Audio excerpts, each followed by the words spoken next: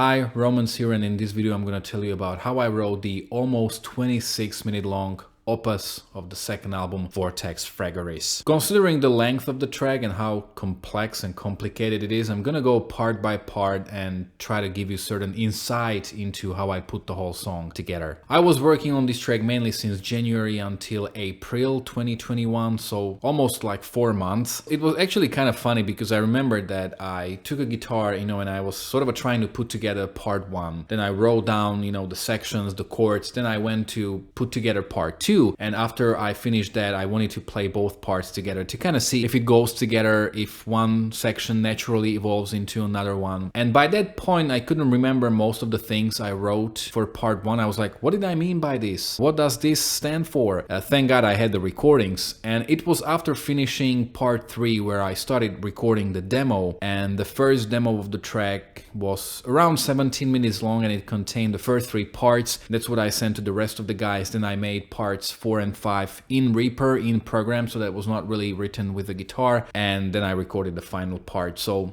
let's go section by section, or better yet, let's discuss one part after another. Part 1, Dawn of Hope, starts with the same chord that the Cortex Labyrinthus ended on the first album, and basically Vortex Fragoris is the sequel to Cortex. So that ended on D9 as a chord, and basically that whole beginning section is just me playing around with that chord.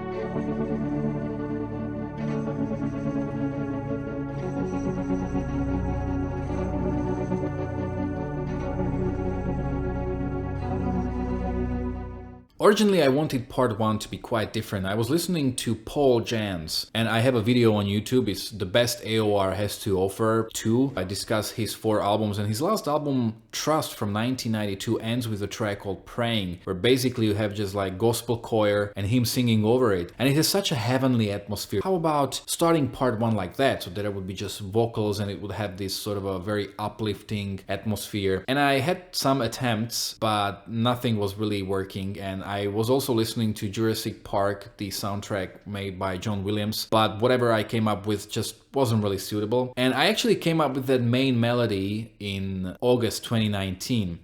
Sun is rising through the clouds, clearing twilight's last remains. Sun is rising through the clouds, clearing twilight's last remains. And when I was putting this section together, I revisited that recording. I was like, that's actually great. I really love that melody.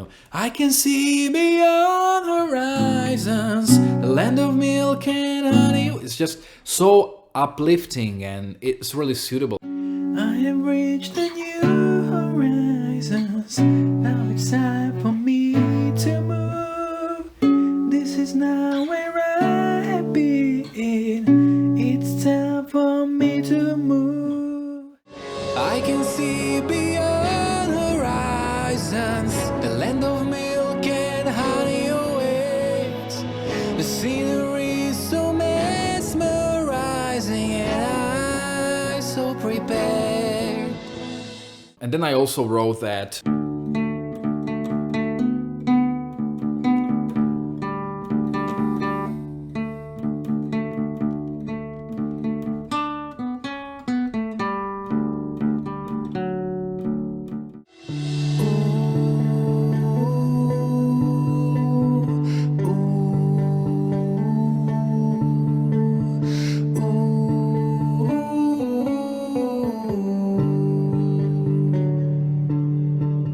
So that was written, I think, in January 2021. And then after the singing is done, we go into this section where you hear 2, not really solos, but they're like melodies played by the saxophone. And the chord progression here is the same as the main chorus in Cortex Labyrinthus. It's just that the Cortex was going from A, and here we go from G.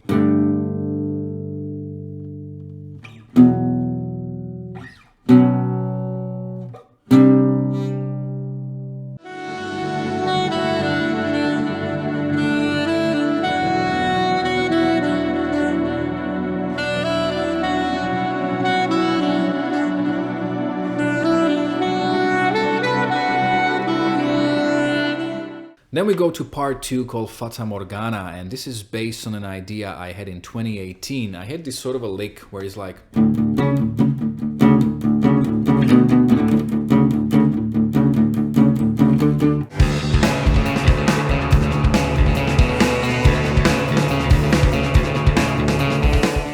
kind of like late 90s, early 2000s alternative rock, kind of like Foo Fighters. I really like how uplifting it is. It's just basically playing with octaves. I didn't have choruses in this track, so I decided to use that chord progression of the chorus from Vortex. So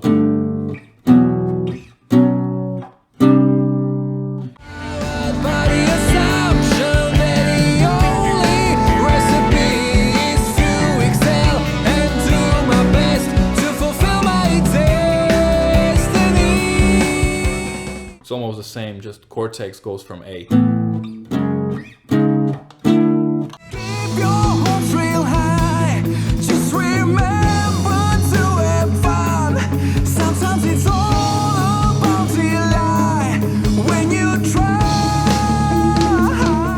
I've already mentioned this with sounds behind, but the structure of part 2 is pretty interesting because you have like a verse, a quarter of a chorus, verse, half of the chorus, verse, 3/4 of a chorus, verse, full chorus, instrumental break, and then it repeats. So basically I just had a little bit of fun with this. The instrumental section, I'm gonna mention it when I talk about the next part. So part 3 is called Remnants in Dunes, and this is definitely the most complicated and most technical section probably on the whole record. And it all came from a riff I wrote in April 2012. I had this really cool riff.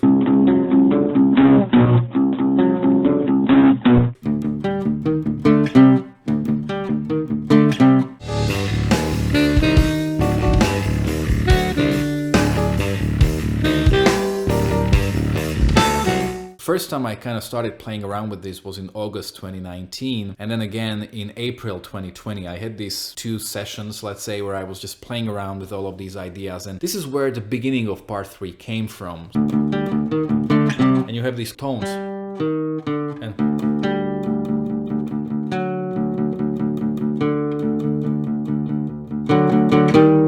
And I like how the darkness is sort of introduced.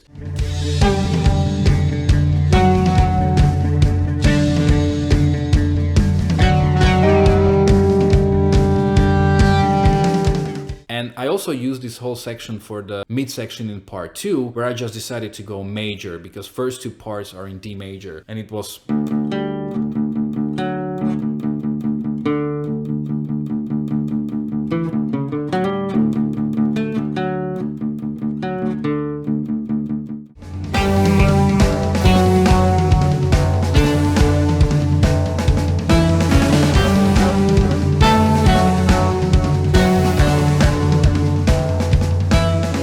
As I was playing around with it, I really liked where you basically just play the root note and you play like the third, and it just sounds so great.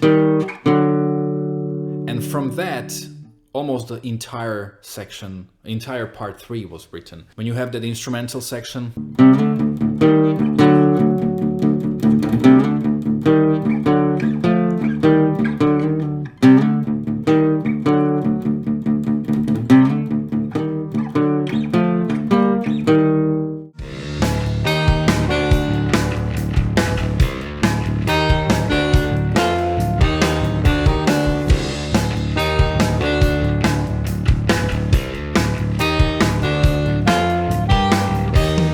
based from this, also the singing section before the chorus is based on.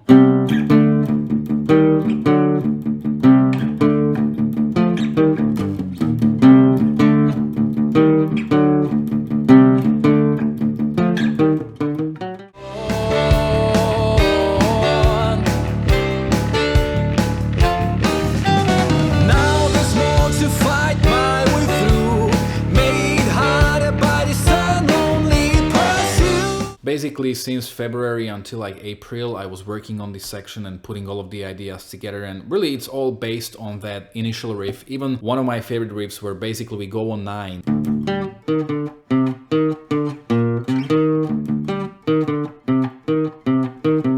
It's based really on on those harmonies. And I still remember how I was sitting in the living room, my wife was there, my son, he was running around, and I had this idea and I just tried to record it as quickly as possible before the noise would sort of prevent me from understanding it later.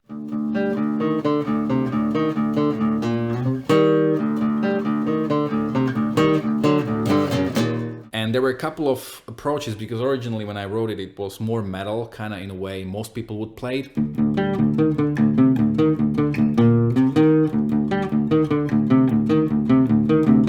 But I just thought that, you know, I wanted to make it a bit more original, so I was like, how about losing that open D and just playing the notes?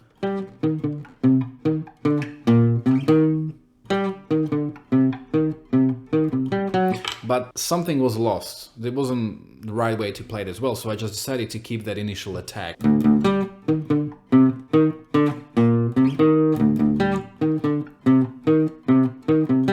Also, an interesting thing about this riff is that it's in 9/4, but the drums keep playing the straightforward 4/4.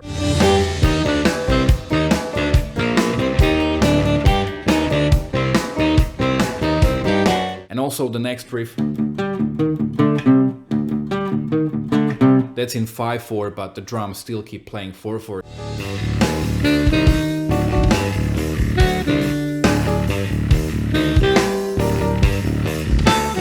Also the verses where you go, the further I go, the less I see the place I want to reach. Was I driven by display of air and heat? The mirage gone, now I see. The further I go, the less I see the place I want to reach. Was I driven by display of air and heat? All of that is based on those harmonies. Really, it's everywhere. There was also this verse where you go, now that I have boldly ventured forth, I'm accompanied by doubts cast on me by almost everyone. Now that I have boldly ventured forth, I'm accompanied by doubts. So that's just basically me singing in a way where I'm playing with the Oriental scale. And I think that the whole section is like me trying to push the Oriental metal as far as possible. Very Oriental, very pirate-like. But you know, whenever I hear a metal band and they're like, I'm like, ah, that's the most cliche Oriental thing you can play. And so many metal bands, just when they go Oriental, they do it in a very obvious and predictable way. And this whole section was really about trying to push it as far as I could. And this is also what the ending part is based for, where we play on 7/4.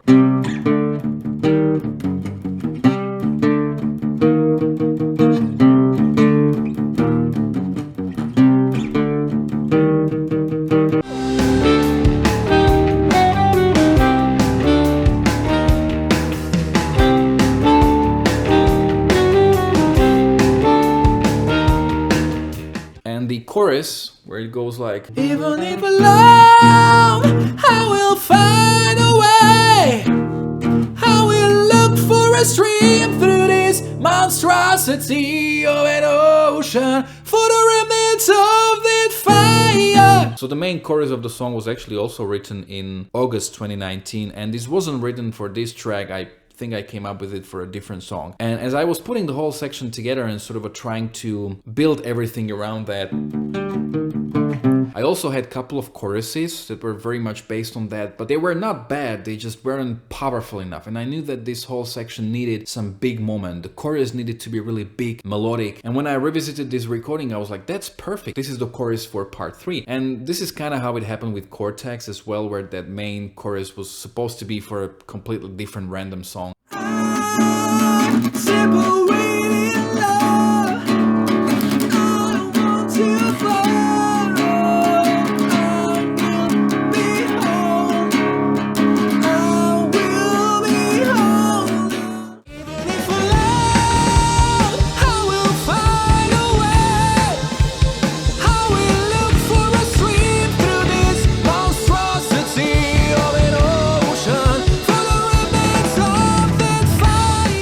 And this chorus, actually, you may not necessarily realize it upon the first couple of times you hear the track, but this chorus is repeated 4 times, twice in part 3, then in part 5, and then in part 6. Parts 4 and 5 were mostly written in Reaper, so part 4 At the Shore really just continues the theme a little bit more, because we don't really resolve the part 3 as we end, because it goes.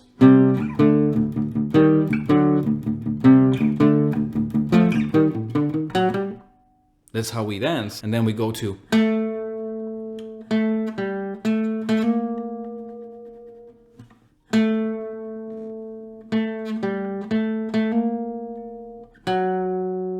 And this is how I recorded it. It was just this, basically a melody. Maybe we can kind of look at it as a bass solo, but it's not really solo per se, as it's just a lick being played. So I replaced the acoustic guitar with bass, and then I just added a few keyboards and synths, and that's basically part 4.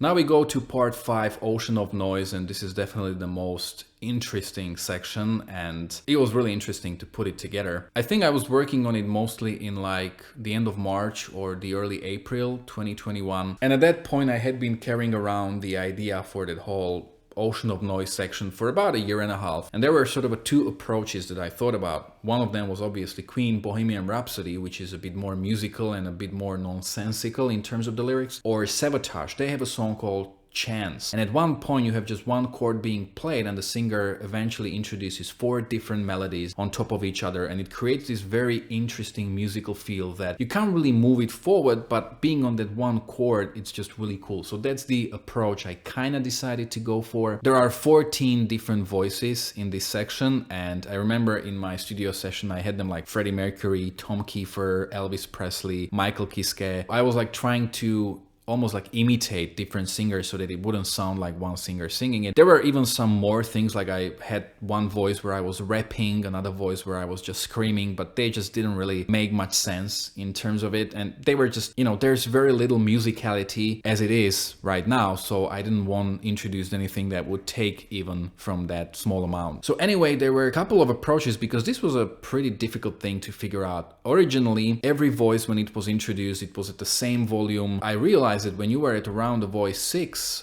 just everything stopped making sense. It was just too much noise, too many voices. You couldn't really recognize any new voice being introduced, and it was just unlistenable. Then the second approach was basically that I would always have only 5 voices playing at the same time, as that was still being musical. So whenever another voice was introduced, I would turn off one of the older voices, always just 5 voices playing at the same time. But this didn't really make sense story-wise, plus certain mass was lost. And that's when I came up with the third approach, and that's the one that you can actually hear on the recording, and that's that every voice is loud the first time you hear it, but whenever another voice is being introduced, they drop down significantly in terms of the volume. So you can still hear all the voices, but they're very quiet in the background, and you can always focus on new voices as they're being introduced. Hey, you there, give me a chance. I need some finance. Don't mind them, they're just spam. At the end of this Ocean of Noise section, all of the voices come up so that they're all on the same level in terms of the volume. That's basically the first approach, and you can see how chaotic it is.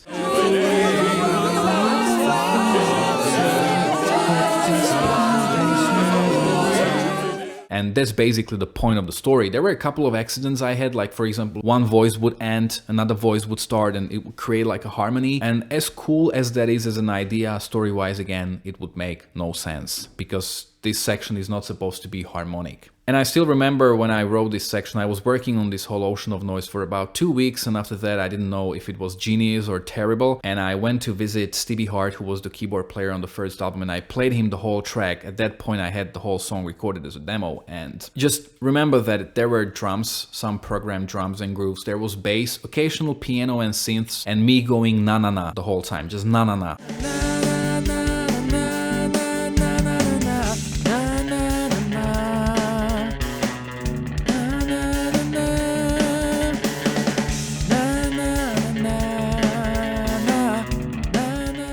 The only section that had lyrics was The Ocean of Noise, and I remember he listened to it, and after finishing the track he was like, that's pretty horrible, I wouldn't put that Ocean of Noise there. What were you trying to do? Like show off your voice, show every technique, you know, and just how big of a range you have? And at that point I was like, yeah, probably that Ocean of Noise is not a very good section. And then I had another friend, Michael, who I played it to, and he was like, wow, that's amazing, that's a really great section, I've never heard anything like it. So I think at the end of the day it's kind of love it or hate it section. After some time I came to a conclusion that it is good the way it is, but it definitely is an acquired taste. Michael also had a very interesting idea, because the whole part 5 is based on voices, vocals, and he was like, how about replacing that electronic drum beat with beatbox? And I practiced beatboxing for a couple days or couple weeks, but whatever I tried, you know, beatbox is usually good when you go like, you know, that's a pretty horrible beatbox, but if you have like a more complex rhythm, and if you have however much I tried, it just didn't sound very good, so that's why I decided to keep the electronic drum groove there, but an interesting idea nonetheless. After this we go into that just a drop in the ocean section, and the chord progression of that is basically the main chorus of part 3. I just sing an octave lower, and there's different lyrics, so I sing less syllables. It sounds probably like a different section. I believed in a cliche that a small ambitious drop would find a way. Still present today, reminding me of the dream beliefs, guiding me from devotion. And then when all the synths come in, that's basically the chord progression of the chorus from the next final part, part 6.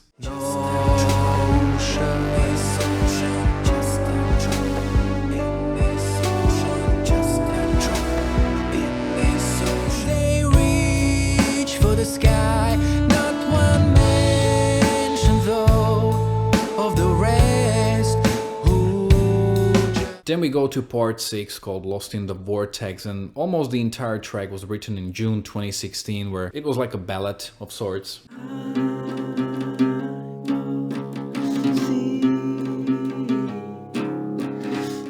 Have I failed? Is this the end?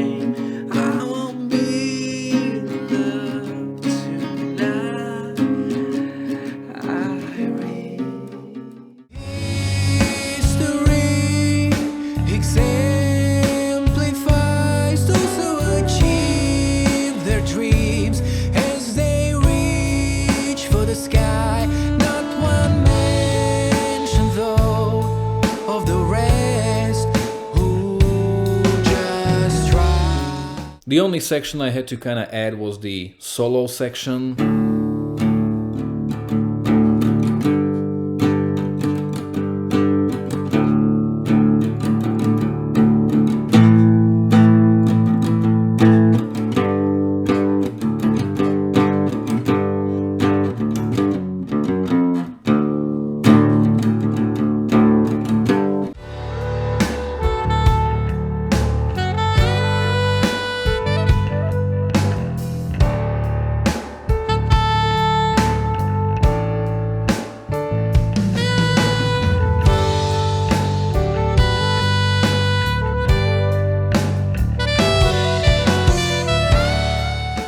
also when the saxophone solo ends, we hear that chord progression of the main chorus from part 3, and I also sing it. It's the same section as at the end of part 5, but this time I go octave up. So there's a pretty good difference between me singing it very clearly in part 3 and here singing it with a lot of grit, a lot of drive, a lot of emotion. There's like a nice difference of technique and approaches to singing. I will find a way.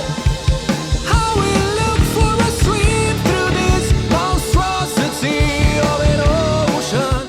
And I believed in a cliche that a small ambitious rock would find a way. Originally I was thinking about this being part 2 because actually when you look at Fata Morgana, which is like,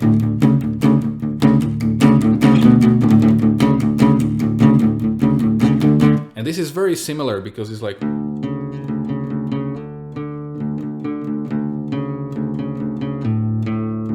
and I was thinking that we could start with that slower, like, and then it will like sort of a kick off, but it's such a melancholic part that it really made sense at the end story-wise.